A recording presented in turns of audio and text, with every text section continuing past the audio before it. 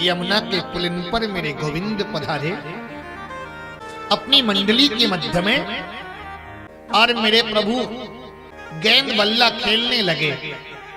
खेलते खेलते कन्हैया ने अपने हाथ में बल्ला ले लिया, सखा गेंद फेंक के मारने लगे। यमुना के पुलिन पर मेरे गोविंद ने जैसे ही बल्ला से गेंद में चोट मारी, जोर से गेंद जाकर के यमुना में धड़ाम से गिर पड़ी, जिसमें कालिया नाग रहता था। सखा बोले लाला हमारी गेंद दे दो। कन्हैया बोले वो तो यमुना में चली गई।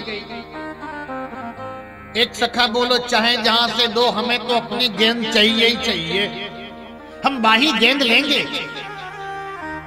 कन्हैया बोलो मेरे साथ में बलराम जी नाए हैं, आज मेरे अकेले से जान के, छोटे से जान के मुझको तुम डराए रहे हो, धमकाए रहे हो। सखा बोले ये मत सोचना कि बड़े बाप के बेटा, खेलने में बड़े बाप का छोटे बाप का बेटा नहीं होता। अरे खेलने में तो सब समान होते हैं। खेलन में को काक गुसैया, अति अधिकार जनावत यात, अधिक तुम्हारे गैया। ये मत सोचना कि हम नंद बाबा के लाला हैं, हमें बाही गेंद चाहिए। भक्तों के मन में ऐसी भावना भर दी कि वही गेंद मांगे। कन्हैया बोले बार बार कहोगे तो यमुना में कूद जाऊंगा मैं। सखा बोले बड़े आए यमुना में कूदने वाले, चित्र में भी सांप देख लेबे तो डर जावे, यमुना में कूदने की बातें करें। लाला हमें वही गेंद चाहिए। कन्हैया कदम्ब के वृक्ष पर चढ़ गए। हम बाही गेंद लाके रहेंगे। और जैसे ही कदम्ब के वृक्ष पर चढ़े, सखा बोले लाला हमें गेंद नहीं चाहिए, तुम नीचे आ जाओ। हम तेरे हाथ जोड़े, तेरे पैर पड़े लाला, हमें गेंद नहीं चाहिए।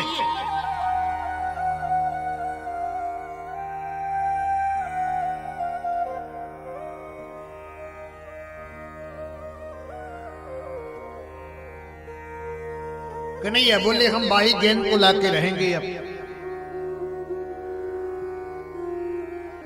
हम बाही गेंद को लाके रहेंगे। और जैसे ही यमुना में धड़ाम से कूदे, मैया यशोदा के दिल में धक से आवाज हुई, अरे बलराम कहाँ है लाला, कहाँ है गोविंद, अरे कहाँ है कन्हैया। मैया वो तो यमुना के पुलन पर गेंद खेलबे के टाइम गयो, अरे तने काहे को जाने दिए। अरे बिच्छू की मन तो नहीं जाने, सर्प के बिल में हाथ डाल देवे।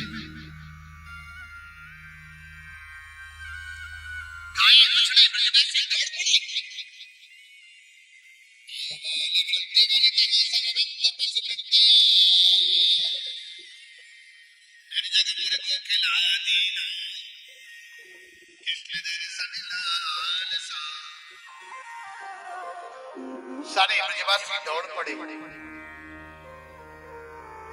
हमें वही गेंद चाहिए। मैया नंदरानी आ गई यमुना के पावन तट पर। गायें भी बछड़े छोड़ के चली आई, बछड़े भी रस्सी तोड़ के आ गए। माधो यमुना में कूद के मैया यशोदा अपना प्राण त्यागना चाहती हैं। बलराम जी ने कहा माता, शेष पर शयन करने वाला उसका कौन क्या बिगाड़ सकता है। और जैसे ही कन्हैया यमुना में प्रवेश किए, नाग देवता सो रहा था, नाग पत्नियां जाग रही थी। नाग पत्नियों ने देखा किसी का बच्चा धोखे से गिर गया। बालक बड़ा सुंदर है, अगर नाग देवता रहेंगे तो दुर्घटना हो जाएगी। नाग पत्नियों ने कहा जाओ, भाग जाओ। नहीं, नाग देवता जाग जाएंगे, वो तो को खा जाएंगे। कन्हैया बोले मामी जी से मिलवे के ताई आए। और जैसे ही नाग देवता सो रहा था, मेरे गोविंद ने चरण प्रहार किया। चरण प्रहार किया तो नाग देवता जग गया। नाग देवता ने सोचा बालक बड़ा सुंदर है, मारने के योग्य नहीं है। लेकिन उनको क्या मालूम कि ये कौन है। नाग देवता ने नाग फांस में गोविंद को चपेट लिया और जैसे चपेटा कन्हैया छूट करके उनके फणों पर सुंदर नृत्य करने लगे। जो फण ऊपर करते हैं उसको मेरे गोविंद चरण प्रहार करके नीचे कर देते हैं। तांडव गति मुंजन पर नाचत गिरधार। तांडव गति मुंडन पर नाचत गिरधार। तांडव गति मुंजन पर नाचत गिरधार। तांडव गति मुंडन पर नाचत गिरधार। पम पम पम पग पट कट पम पम पम पननि पर पम पम पम पग पट कट पम पम पम पननि पर बिन बिन बिन बिनती करत नाग बधुहार। तांडव गति मुंडन पर नाचत गिरधारी। तांडव गति मुंडन नाचत सचक सचक संकार नारद मुनि सचक सचक संकार नारद मुनि मम मम बहादे बम बम बलहारी। तांडव गति मुंडन पर नाचत गिरधारी। तांडव गति मुंडन पर नाचत गिरधारी। विद्याधर धम धम धम देव सख विद्याधर धम धम धम देव सख नाचत देवतारी। तांडव गति मुंडन पर नाचत गिरधारी। तांडव गति मुंडन पर नाचत गिरधारी। तांडव गति मुंडन पर नाचत गिरधारी। सूरदास प्रभु की बात किंग न हो न जाती। सूरदास प्रभु की बात किंग न हो न जाती। धन धन धन चरण पर धन धन धन चरण पर मेरे भय भय हारी। तांडव गति मुंडन पर नाचत गिरधारी। तांडव गति मुंडन पर नाचत गिरधारी। तांडव गति मुंडन नाचत गिरधारी। नाचत बनवारी नाचत गिरधारी। जो फण ऊपर करता है कन्हैया नीचे कर देते हैं।